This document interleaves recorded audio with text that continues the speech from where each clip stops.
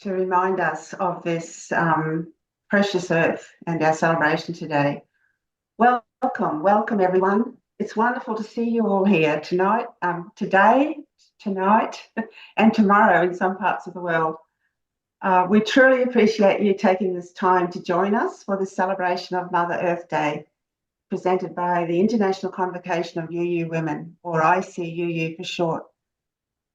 My name is Reedy Hills, and I'm coming to you from the unceded lands of the Indigenous Jagera people in the place we call Brisbane, Australia. I am the chair of ICUUW's membership committee, and this call is an effort on our part to connect more with our members, to have members connect more with each other, and to reach out to others who may be interested in the work of ICUUW. Also on the call today, we have one other member, I think, of the membership committee, Lead Boeke Burke. If you could say hi, Lee. Hi. We'll be hearing more from Lee later on. And I don't think that Genya Pedersen, our other member, has been able to make the call today, but she's the face behind the thank you letters you receive when you join ICUUW. So I'm going to begin today's gathering with a chalice lighting. I have a little candle here and a little flame to light it with.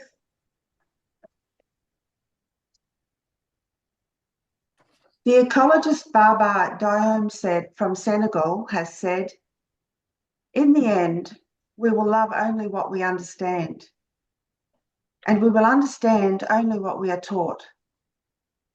We gather today to celebrate Mother Earth Day, to learn, to understand, and to express our deep devotion to all life, and to recommit to protecting what we love. So most of this call is going to be a mother-daughter chat. That seems quite fitting for an event organised by a women's group. So Lee is going to be chatting with her daughter Erin for around 40 minutes on global issues such as water, energy, food, the relevant sustainable development goals, implications for women and girls, what's working and what doesn't work. But before we start, I'd just like to briefly hand over to Zsofie Straninsky, ICUU's Executive Officer. She'll give a very brief overview of the organisation for those of you who don't know much about us. Thank you, Reenie. So the International Convocation of Unitarian Universalist Women, or ICUUW, is a non-profit membership organization in special consultative status with the United Nations Economic and Social Council, focusing on global women's rights and empowerment. ICUUW's programs, resources, and advocacy at the United Nations advance progress toward gender equality, which is the necessary foundation for a peaceful, secure, and sustainable world. Gender equality is not only a fundamental human right, but essential to addressing the world's unprecedented intertwined global crises, and that can range from food insecurity and climate change to conflict and gender-based violence. ICUUW empowers women and girls around the world to break down barriers, because women and girls, when empowered, will change the world.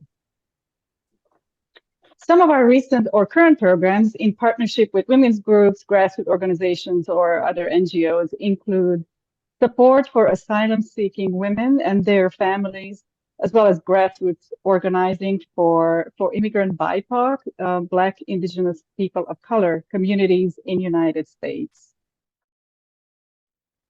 Humanitarian relief for families fleeing war in Ukraine, including educational support for refugee children in Romania. Violence prevention and sexual and reproductive health workshops in Kenya, Hungary, India, the Philippines, and Romania. Life skills and drug prevention training for Class C Unitarian children in India, and workshops enhancing women's mental well-being and resilience in Romania. Entrepreneurial skills training in Bolivia and Kenya. And last but not least, support for indigenous Guatemalan communities to create women's food forests. Given the changes in the global UU environment, we remain the only international UU organizations working directly with UU communities around the world. If you are not already part of our community, please go to our website, www.icw.org, to learn more, subscribe to our email list, and join our growing circle of program participants, members, donors, and active volunteers. Another place to get to know us better is our Tuesday gatherings.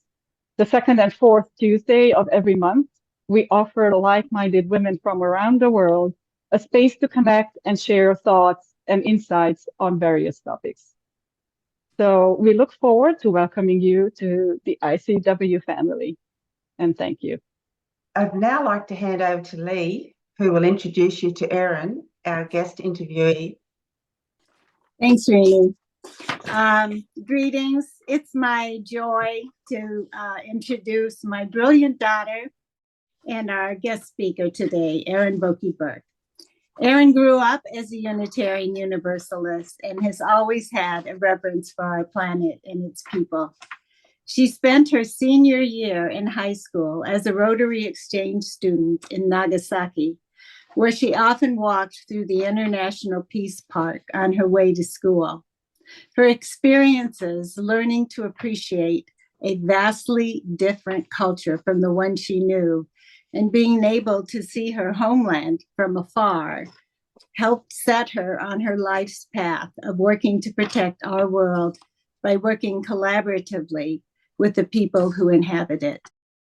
Experiences she had spending a summer working in Bangladesh, studying at the UN in Geneva, Switzerland, and traveling to Transylvania on a partner church trip have shaped her understanding of the world. Additional travel to many other places have only deepened her understanding and awareness of our interconnectedness. After getting a master's in public affairs from the University of Texas in Austin, she worked for the White House Budget Office under the Obama administration. Then she moved to Standard & Poor's, where she worked in water and other infrastructure sectors.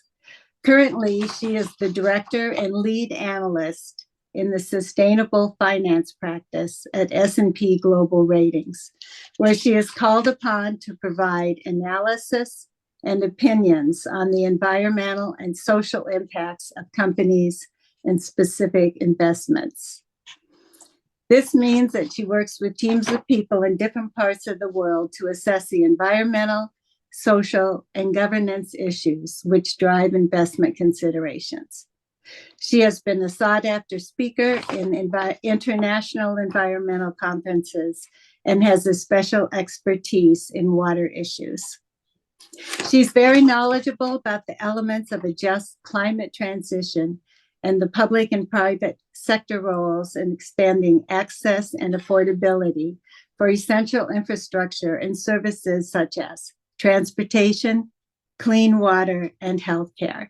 She is, of course, very familiar with Sustainable Development Goals of the United Nations and can speak to some of the things that civil society is doing to overcome challenges to reach the goals.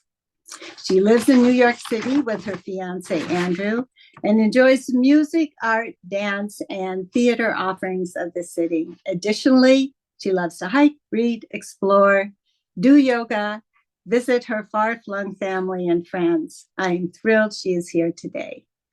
So I have a list of questions to get us started. Here we go. Over here. So Erin, your bio, which I just said, tells us a lot about you, but what is your real day-to-day work life like?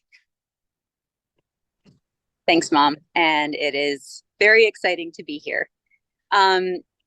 So as a director and lead analyst, that means when a company comes to S&P and says, we're going to issue green bonds, we want investors to know that this debt we're going to use the money to do something that's good for the environment. Or maybe it's a social loan, say, we're going to use the proceeds of this loan in order to make investments that have social benefits to them. When that happens, then I am one of the most senior analysts to help oversee the analysis that we do in order to look at what are the actual projects that you're going to finance? What are the benefits of those projects? How are you going to go about the process to identify any potential risks to people or the environment? And what kind of information are you going to provide to investors along the way so that they can feel confident that the benefits that they're being promised are actually going to come about? That's the bulk of it.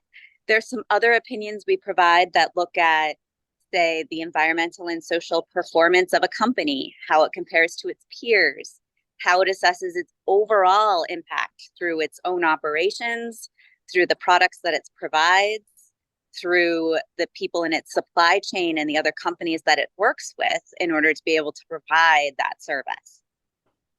So I think that's kind of most of it on a day-to-day. At the same time, as you mentioned, I also get to work on some of our research, and I'll talk about some of my particular research interests in a bit. And so we get to publish about additional environmental or social issues that we think investors, companies, and other participants in the economy should have on their radar and potentially should be considering thinking about in the long term in order to help ensure the overall sustainability of their operations. Thank you. So how did you end up doing this work? Well, you gave a little bit of the very long story, but I think a lot of it does kind of start with my time in Nagasaki. I have always been a do-gooder, as it were. And then by the time I was in grad school, I'd already worked for the United States Institute of Peace. I'd already worked on political campaigns. But while I was in grad school, I had a chance to work for an organization called Texas Interfaith Power and Light, as well as Texas Impact. And as someone who had grown up with such a strong sense of how I felt that my belief said I needed to help protect the world and help make it a better place so that each and every person can have their independent search for truth and meaning, to help think about the interdependent web of existence of which we are a part. I had a chance to see how people within the faith community were really able to take their beliefs and their values and apply them in a pragmatic way to help make sure that those beliefs could be realized. And so we worked with other members of the faith community. After that point, I got more involved with my UU congregation in DC. While I was working for the White House, when I was there, once again, it was, obviously not a faith-based window, but thinking about how do we make government and governance work to make the world a better place for people. I've been in the private sector now for 7 years, which always feels a little bit funny, but I think I really see and believe that the work that I'm able to do, even in the private sector, is helping be part of that greater network to make sure that we are using our common resources, our financial resources, our human resources, in order to make the world a more just place and to help remind both financial people that there can be a lot of environmental and social good that they can do with their money, as well as to remind impact-minded people that they don't need to fear or oppose the private sector. Instead, we can really work together in a lot of ways when we understand what our priorities are and our interests and have the information in order to make informed decisions. Thank you. So please tell us, what are the SDGs and why should we care about them? How do other countries relate to the SDGs? Yeah, sure. So the Sustainable Development Goals are actually kind of a follow-up. Back at the turn of the millennium, they rolled out at a global level what were called the Millennium Development Goals. And those were a series of goals around ending poverty, education, health. And they said, okay, this is what we're going to try to accomplish between 2000 and 2015. They weren't saying this is what we're going to try to accomplish over the next millennium, because when you plan something on a 1,000-year time scale, it's very hard to measure progress. So instead, they used this 15-year window. And then as they were approaching the end of that first 15 years, so in 2012, they sat down, they said, what progress have we made? Where are we still falling short? And what do we want to accomplish between 2015 and 2030? And so that's when they developed at an international global level the Sustainable Development Goals. The UN takes a lot of the lead in terms of that. But when you think about the implementation and how we can actually accomplish it, it takes all of the national governments out there, participation from local governments, from civil society, from the private sector, in order to help say, okay, if we've established these 17 goals, and one of them is actually cooperation to accomplish the goals. That's goal number 17, is we need to work together to get this done.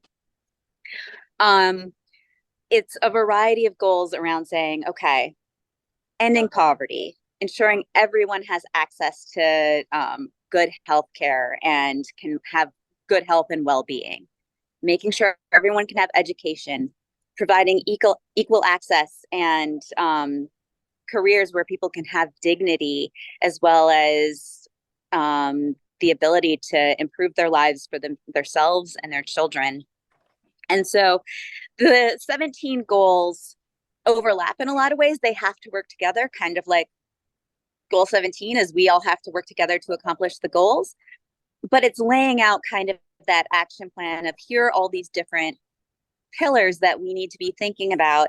And here are some metrics that we're going to use in order to measure our progress and see where we're on track and where we need to do more in order to be able to make sure that the earth can be a safe place and can protect biodiversity and our natural resources, but also that the people who live here can do so in a safe manner with dignity and benefit from the amazing, wonderful blessing that we have of life.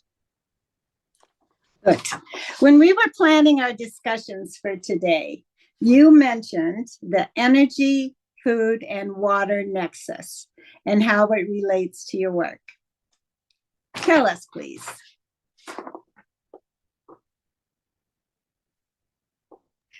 Tell you what the energy, water, food nexus is? Sure. Yeah. So kind of like how I said that the 17 goals of the Sustainable Development Goals are overlapped, they intersect. Similarly, thinking about the energy, water, food nexus is a format that policymakers, activists, academics like to use in order to help think about these interconnections. Water is necessary both for human health, but also is needed for agriculture. In fact, over 70% of global water withdrawals globally are used to help water agriculture. We need agriculture for food, we need agriculture for clothing, but then also we use a lot of water for energy in order to be able to have cooling towers, in order to produce hydropower. At the same time, we need to use energy in order to transport water, in order to clean water, to make sure that it is safe for either human consumption or using to water plants. And it's thinking about those intersections and where there can potentially be trade-offs, but where there can also be these win-wins in terms of improving energy efficiency, water efficiency, and thinking about how we're allocating our natural resources, and where that can either be a positive reinforcing cycle or where we need to be thinking about the long-term constraints as we're developing any one of those systems separately. Okay. Why are women and children most deeply affected by poverty, which is the #1 SDG, and SDG, and hunger? You know, the it's such a big question. I wouldn't be able to answer it if I had this entire time to focus on that one. But I think it's a lot of those overlapping, conflicting issues. When we look at, say, something like access to healthcare, when children aren't able to get sufficient nutrition, it can affect their development and their ability to have a productive life, to finish their education, to be able to have various careers. That can be affected at the age of 2, 3, based on whether they're getting enough nutrition. At the same time, for women, if they're not getting enough nutrition while they are pregnant, while they're breastfeeding, that will then affect the long-term health of their children. And so these things kind of pile on top of themselves. Depending on your specific location, a lot of times there will also be cultural rules and expectations. Women do a lot more of, say, the cooking as well as the water gathering in places that don't have safe cooking technologies. And so they're getting all of that bad air quality while they're in their home, say, burning biofuels in order to be able to cook. A lot of times when there's not access to safe water, women will have to walk hours in order to be able to gather that water and bring it back. When we talk about access to sanitation, the absence of enough sanitation and cleaning products within schools, within homes, can endanger women and will result in them leaving school early. Similarly, things like child marriage often result in women leaving school earlier. When women have fewer years of education, they get married earlier. They often don't have as good of maternal health outcomes. And they also often have many more children. We've seen that as women have more education, they have fewer children, which allows them to invest more in each individual child, as well as reducing their risk of maternal health problems. All of this on top of the fact that we still don't have gender parity in the workplace in a lot of places. And so because of those different overlapping factors that can put women at a starting disadvantage or put children at a disadvantage, it means that when there is some kind of a crisis, when there's an economic crisis, or when there's a health crisis like COVID, or when there is conflict, violent conflict, women and children can often be amongst the most vulnerable. And with that vulnerability, it kind of adds up over time. Poverty affects their ability to get an education, which affects their ability to work, which affects the long-term economic and health outcomes. Having less access to the internet can affect whether or not they can get a bank account. And so it's really important to think about these elements of poverty, these elements of vulnerability in terms of that entire network and the different pieces and these different questions, and how lack of access or lack of protection in one place can affect their ability to then also have access and protection in other parts of their lives. Well, thank you. The pandemic affected a lot of things. We know that it's affected the progress to the SDGs.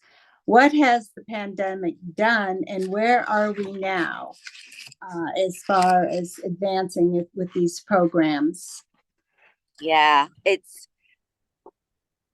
really tragic in a lot of ways. As much progress as was made, the pandemic really set us back in terms of efforts to achieve a lot of the different goals. Coming out of 2021, they saw that poverty had increased significantly for the first time in years, so much so that it undid 3 years of progress globally. When we look at education as well, all that time spent at home, especially for kids who didn't have access to online learning or other good alternatives, they lost weeks, months, entire school years worth of knowledge. And this has been measured in terms of both the progress that kids were making on reading, mathematics, other essential skills. And then kind of thinking about that confounding factors, governments had to spend so much in the short term in order to help with COVID relief efforts that now a lot of countries are even more indebted than they were prior to the COVID pandemic, which restricts some of the resources that they have available in order to help put greater investments in social services, into healthcare, into education. As of 2023, the UN did an update on the Sustainable Development Goals, and only 15% of the goals are on track to achieve those 2030 targets that they'd set. 30% of those individual targets that I said they'd set in order to help measure their progress on the goals have either stalled out or are actually looking worse than they were in 2015 when they first set all of these targets. We've also seen a lot of other factors that have made it more difficult. The rise of conflict in Ukraine, in the Middle East. When people are forced into displacement situations, a lot of times that is a major disruption. They lose their income. Education gets much more difficult. It creates food security stress. And it also, when there's conflict, makes it difficult for international organizations, civil society, for governments to be able to access those communities that are unsafe in order to continue ongoing efforts that they may have had in terms of poverty reduction, including education. And so essentially it really set us back several years.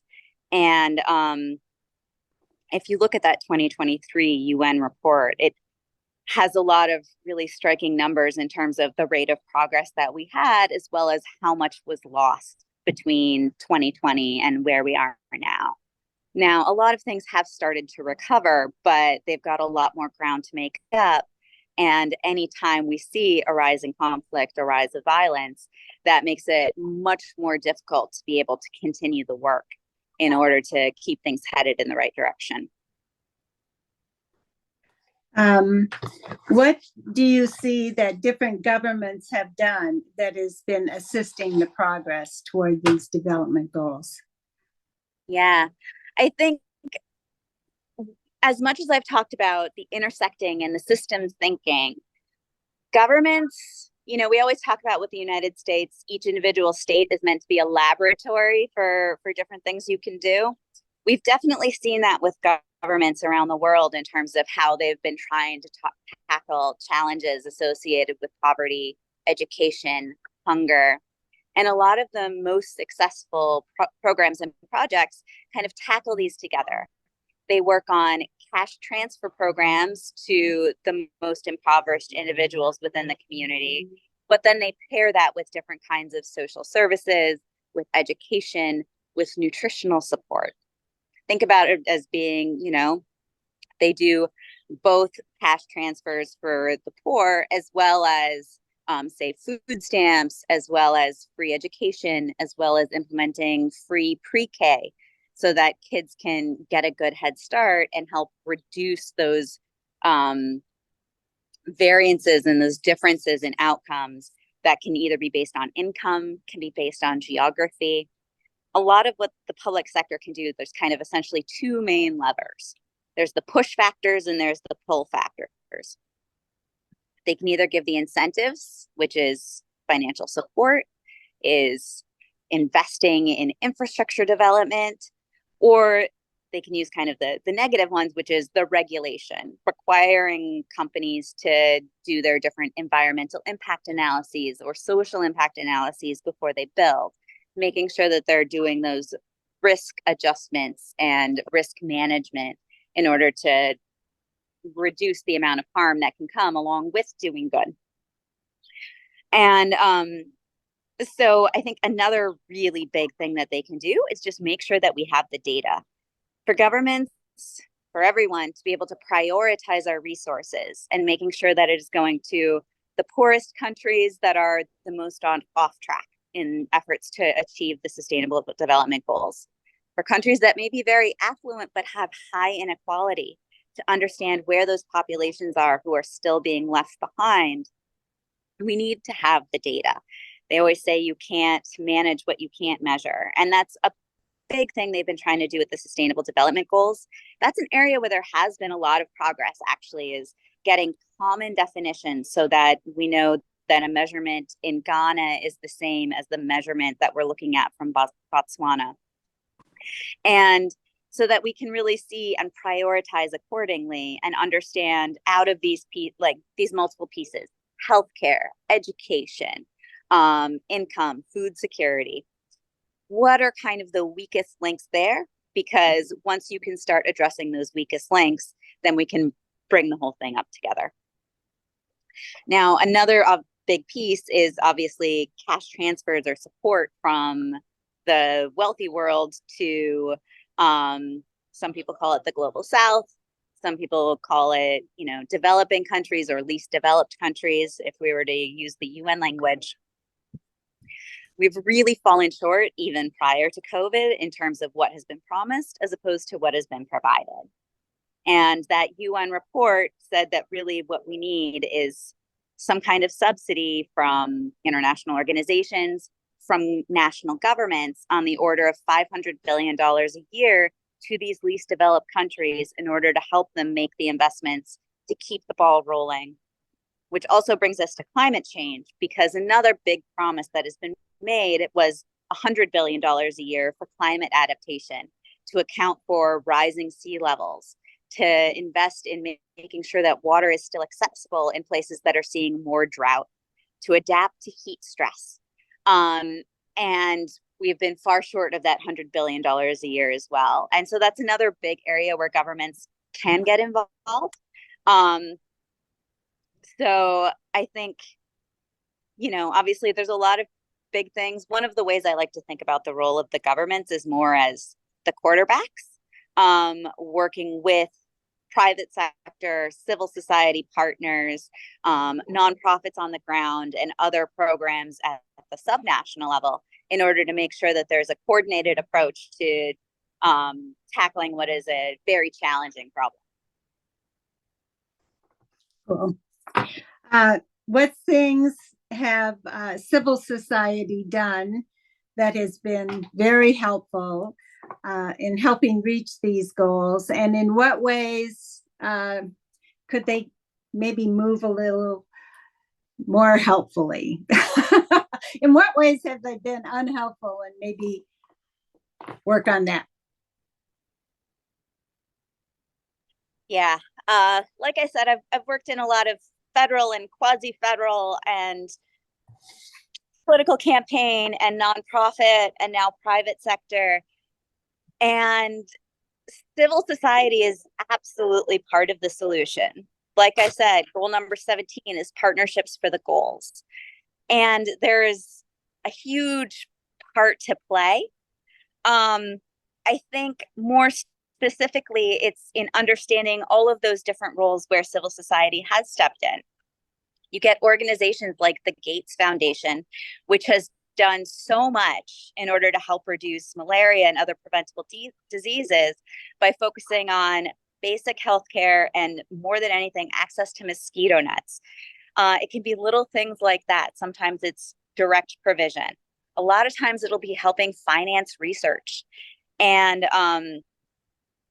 then, of course, one of everybody's favorite things for civil society is your role as voices as advocates in order to keep governments on track, to make sure that they keep prioritizing these investments in the Sustainable Development Goals, thinking about our role as global citizens as opposed to just thinking about national needs, and keeping in mind both those intersections between issues like water and energy and food, but also keeping in mind those intersections between us and the countries that make the goods that we eat, that make the clothes that we wear. And keeping in mind that, it is this blue boat. We are all working together in these efforts. And what we do to help one part of the world is also going to be helpful for the rest of us.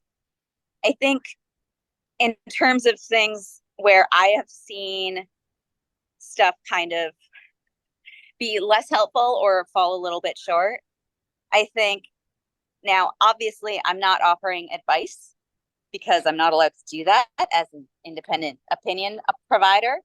But I will say some of the shortfalls that we often see is letting the perfect be the enemy of the good.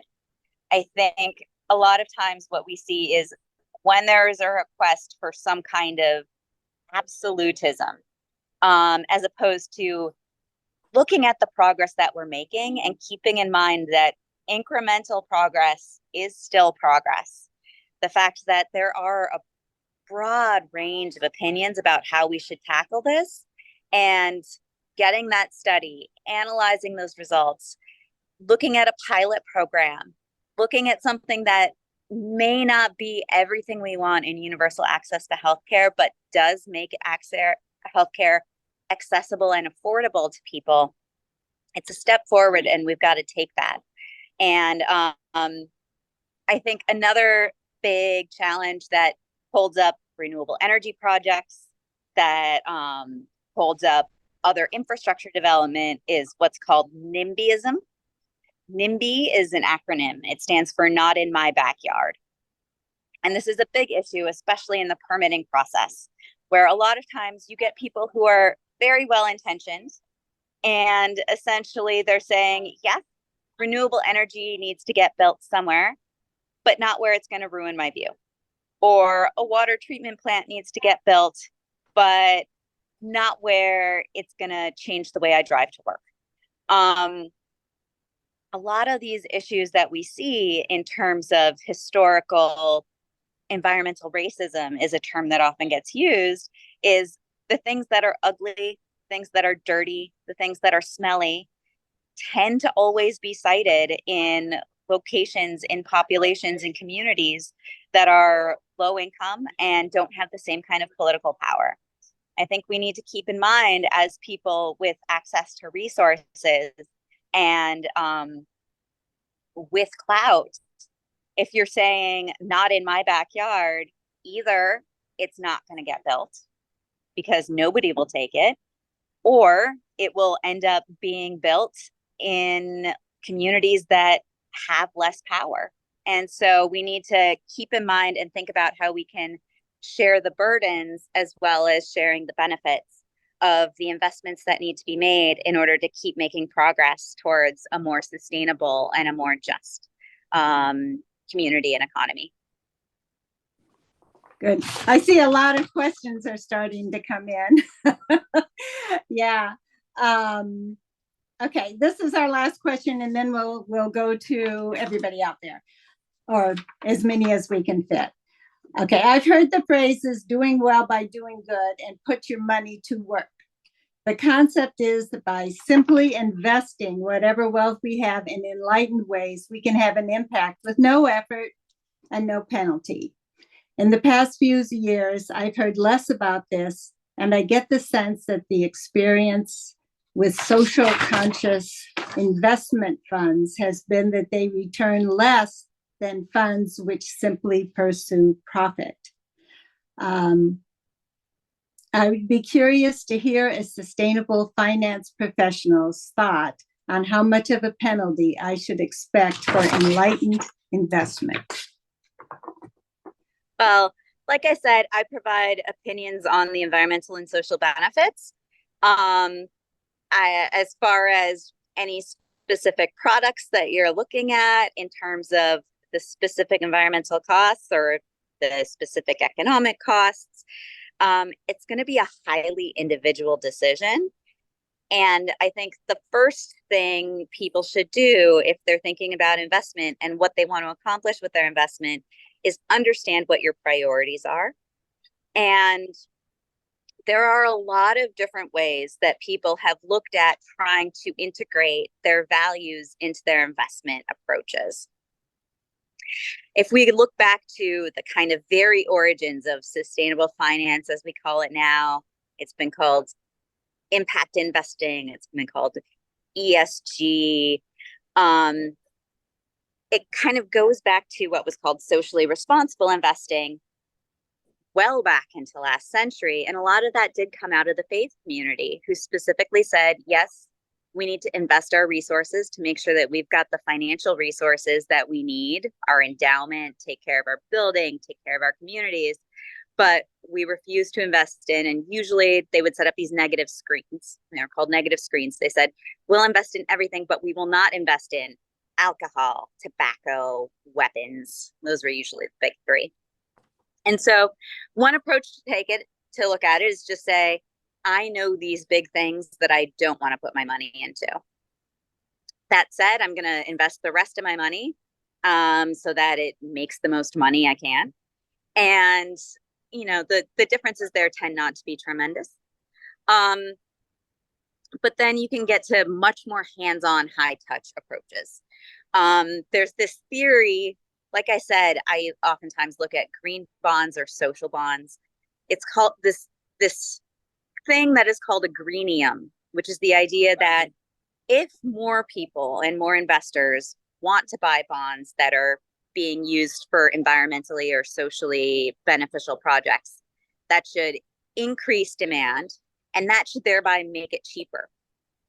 You should be willing to get a little bit less money for the fact that this bond you have means that a windmill got built or a wastewater treatment plant got upgraded. The studies in terms of whether or not that greenium exists, whether there is any pricing difference at all, have been really mixed. Some studies say, yes, we found it. Other studies said, we don't see it at all. In general, the consensus is even where they're like, yes, we definitely found it, it tends to be very, very small. Now, when you're talking about, say, equities and some of those other investment products that are out there that say this is an index fund, but it's a low carbon index fund, or this is a fund that only invests in businesses that have women on the board. Once again, you're going to get pretty mixed opinions and findings. And I think another really important thing to think about when you're looking at, quote unquote, how much am I making or how much risk am I taking on, is also that window of return. Are you talking about how much money you're going to be able to make over the next 6 months, over the next 18 months? Or are you thinking about risk management and your returns over a 10-year horizon, a 20-year horizon, a 50-year horizon? I mean, probably not too many people on this call are worried about 50 years, but maybe your congregations are. But keeping in mind, you know, what do I think is the long-term play? Oil and gas is probably going to continue to be very lucrative for a while. But if you're thinking more like mid-century, what do you think is likely to happen in terms of our energy systems, our transportation systems, and what do you want to do now to help make that world a reality? So I would say, look at what different options are out there.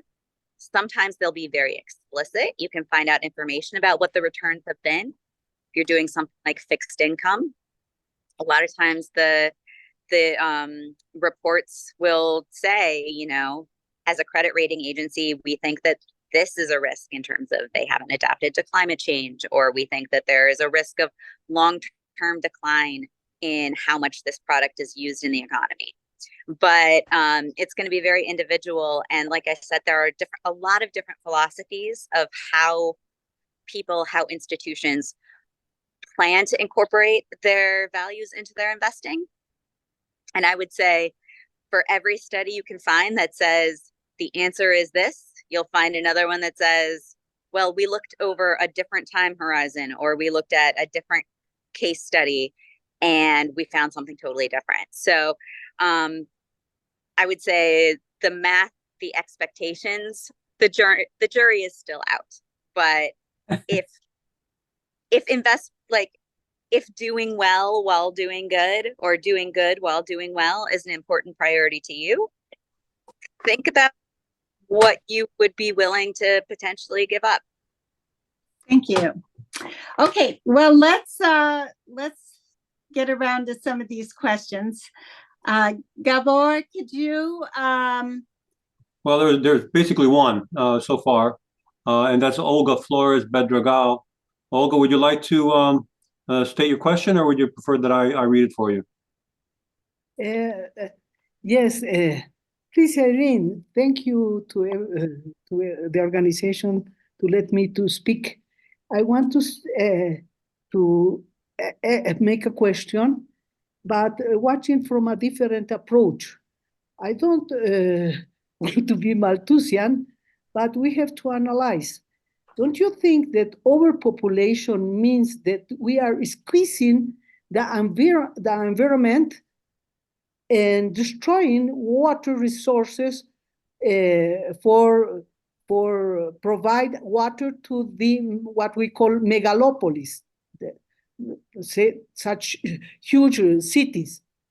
This is one of my questions, because many times we put the guilty in the companies, the guilty in the system, and everywhere, but we don't analyze very deeply, because all of us, we are exploiting our motherland, and we have to be aware of this. This is one question.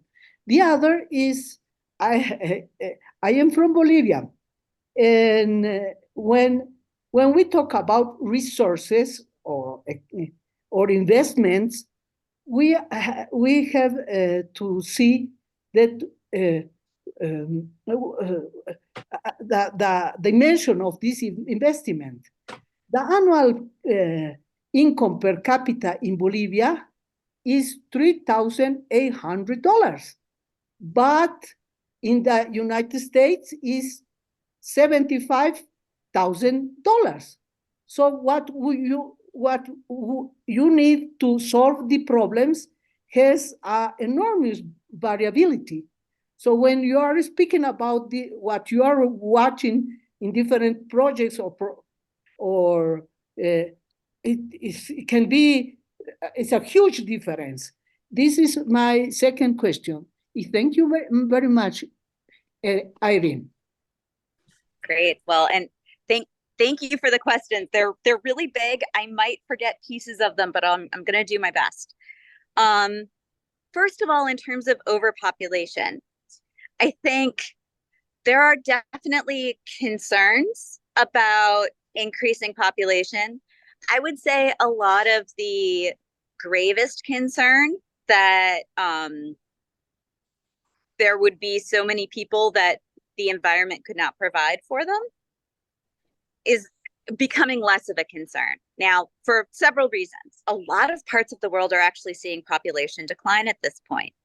And we're still seeing significant, everybody can hear me, right? Okay, great.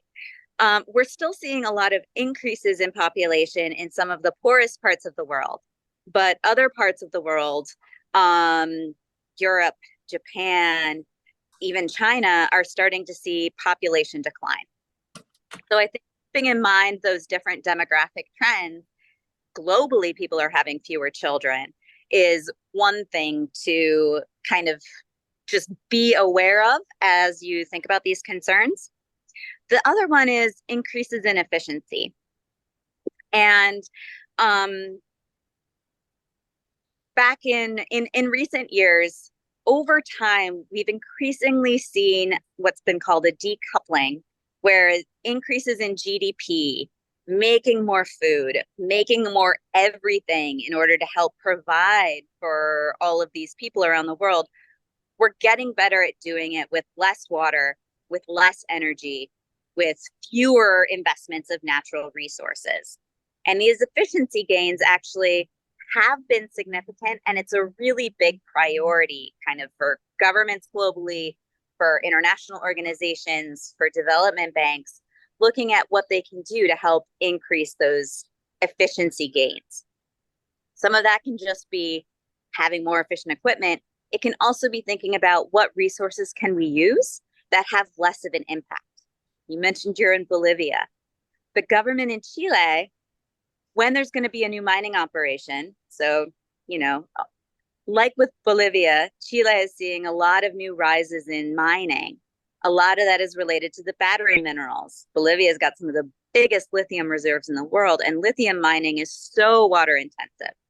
Now, the Bolivian government doesn't have a policy like this yet, but Chile, with the Atacama Desert, is one of the driest places in the world, and they're getting a lot of new mining operations for zinc, for copper, for other battery minerals. And because it is already so water stressed, they said, okay, mining company, you can come in, but you can't use the water that we have. The communities need it. If you're going to build a mine, you need to bring your own water.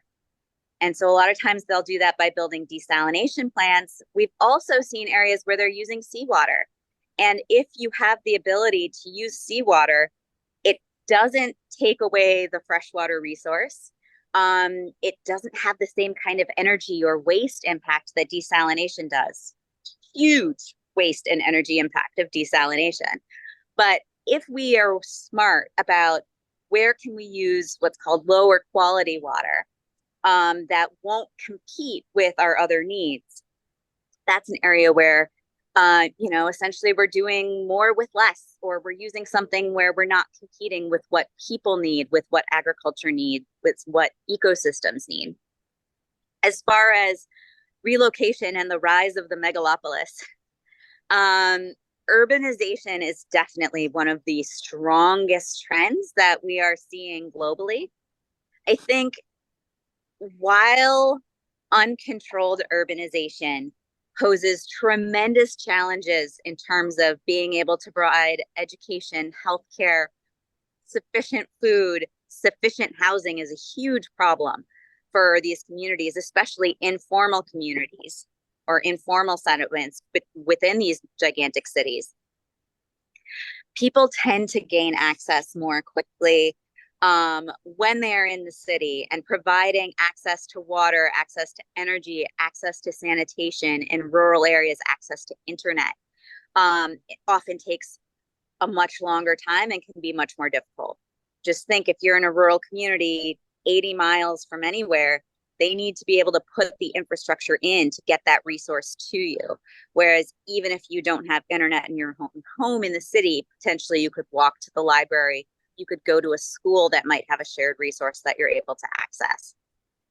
And because everyone is so centrally located, because they can build one pipe to provide water access for thousands of people, as opposed to one pipe to provide access to a handful of people, it allows all of those water, transportation, energy systems to function more efficiently. Now, the challenge, especially with the rapid pace of urbanization, especially with these informal communities, hasn't really been keeping up. But there is also a lot of catch up that has been happening. Look at that UN report, they talk about access to sanitation. And so many people are getting access to good, responsible waste management who haven't had it before. When people are centralized, it's easier to be able to provide that resource, as opposed to when everyone is as dispersed across the countryside. So those are some considerations that I can think about when I'm looking at a specific project or a specific company. Additionally, when you talk about the differences in income in Bolivia, and then I talk about the lithium mining in Bolivia, it's a big question that we ask is around community engagement and what's called a just climate transition.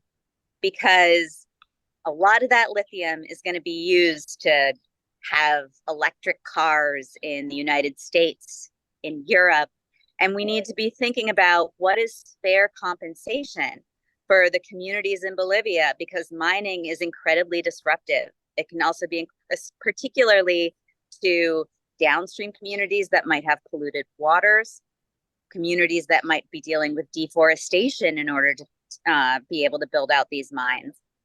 And we need to be thinking holistically about what we can do to make those communities whole, and both compensate them in terms of dealing with the environmental damage, doing the cleanup, providing a reliable alternative so that if you lose some forest in one location, what are they doing to make sure that we aren't losing that natural resource and what's called an ecosystem service, the good work that rainforest does or that forest does in cleaning the water, in preparing the soil so that you can continue to grow crops there in the future if you're using crop rotation, but also in terms of the financial compensation, because it is a major resource that you have that the rest of the world wants, and making sure that those conversations and those negotiations, both in terms of the financial compensation as well as ecosystem restoration, as well as investments in schools, in education, in other sources of income to potentially replace income that might be lost,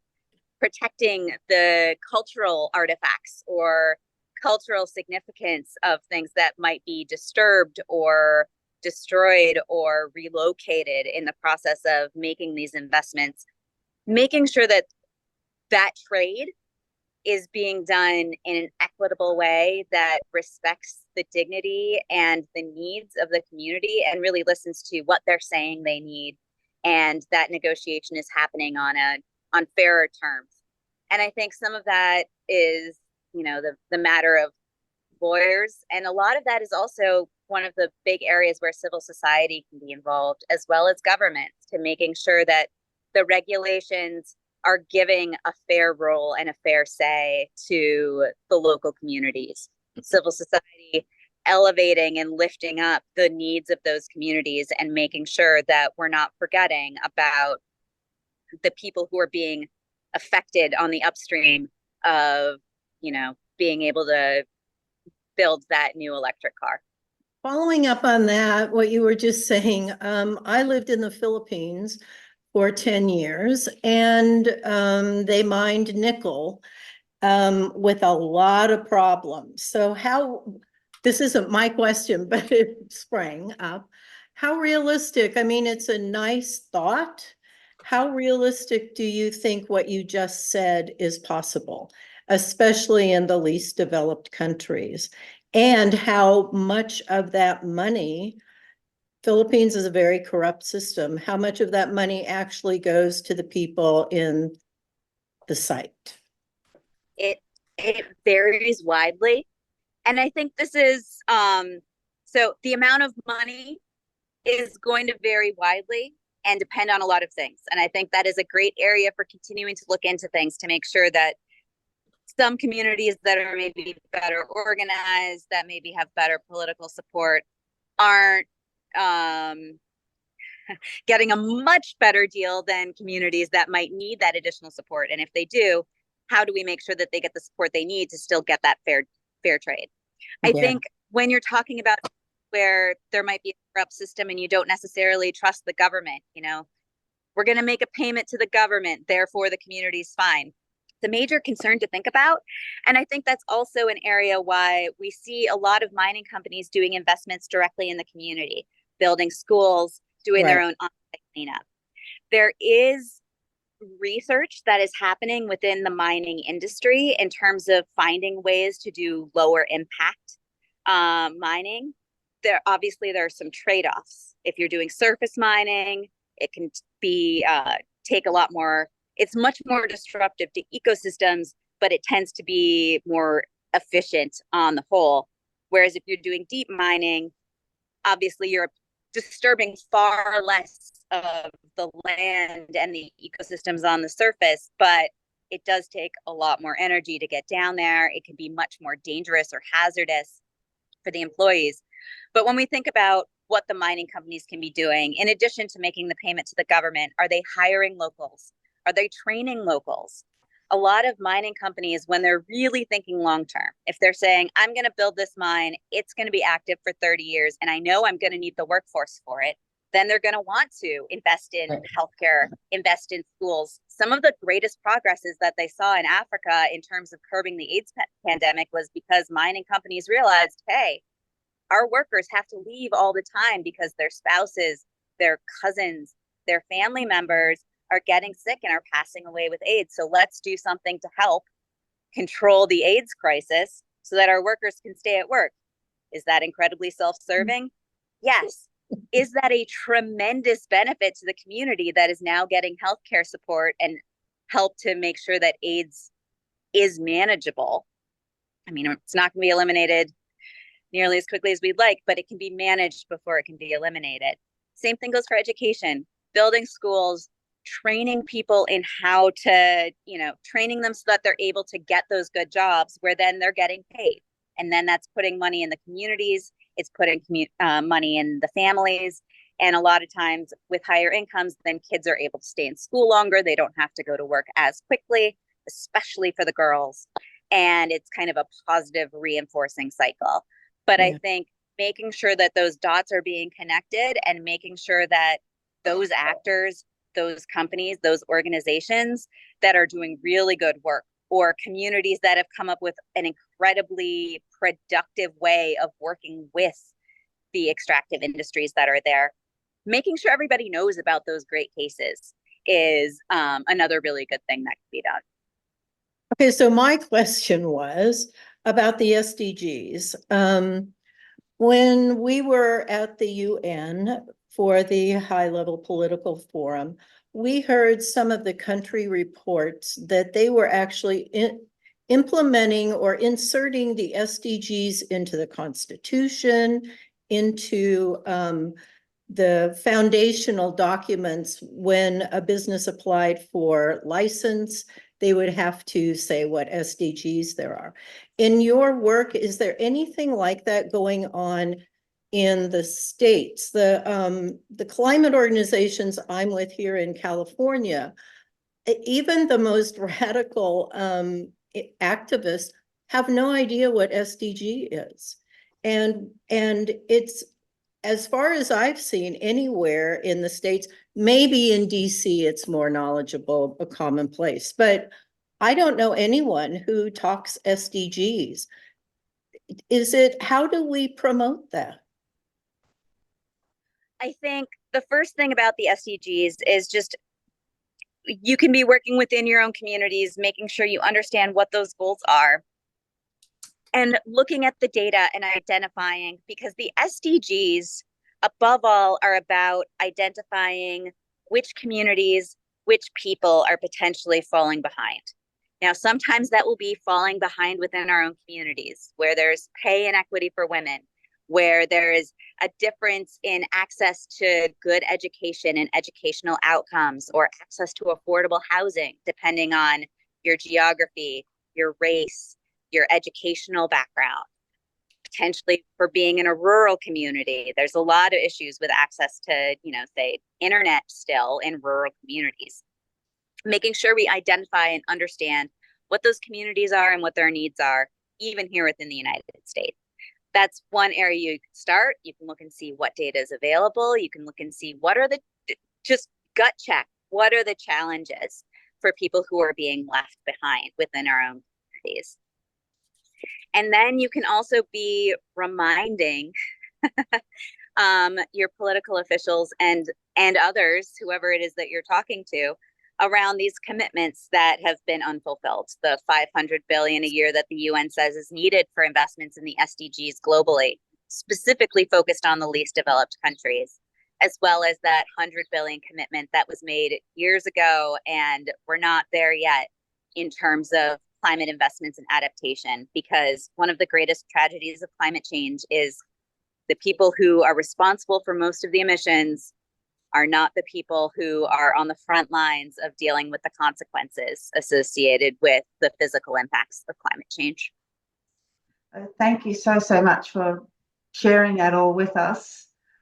Well, thanks so much for having me, Rini, and thanks, Mom. I'm going to close the formal part of the call by extinguishing the chalice, but please stay on, because Jafi has a few more words to share with us, and then I do want to just thank everybody else who's helped make this call happen. So I'm going to be putting out my candle, and these words come from the UU Ministry for the Earth. We acknowledge the urgent call for earth care and climate justice. May we imagine a future flourishing for all. May our actions align with the rhythms of nature and the principles of justice. May we know the courage to confront the challenges of our time with compassion, seeking justice for those most affected by environmental degradation. And may this shared journey, and in this shared journey, may we be guided by love and the sacred energy that unites us all. Blessed be. Amen. A major event coming up in the life of our organization. So the International Convocation of UU Women grew out of the convocation in 2009. And coming together is an integral part of who we are. Convocare means calling together or summoning together. And when we join in convocation, all together, we find a voice. Now, the prolonged pandemic delayed a much needed opportunity for meaningful face-to-face interactions, connections, but we are very thrilled that we will come together again this coming September. So you are all invited to attend the 4th International Convocation of UU Women and People of Progressive Faith, which will take place in my hometown, Cluj, or Kolozsvár in Hungarian, Transylvania, Romania, from 5th to the 8th of September. The theme of the event is weaving a tapestry of peace and new perspectives. Connect, collaborate, create. Now we are in a period globally where women's rights are systematically stripped away, and across the world, women are facing violence, rising costs, threats to livelihood, the trauma of war. And Erin, in her speech, outlined some of these aspects of inequalities and the myriad of ways in which women and girls face huge intersecting vulnerabilities. So we urge each of you to come to Cluj, Kolozsvár, and help us to continue to build community, build a collective voice, and strong and effective partnerships toward the future that we all want to see, one that is more equitable, one that is more peaceful, and one that is more sustainable. 7-day tour offered immediately before the convocation, the 4th convocation, offers the opportunity to experience not only the birthplace of Unitarianism and the rich culture and architectural heritage of Transylvania, but also centuries-old sustainable regenerative practices and special farm-to-table type of stays in small guest houses.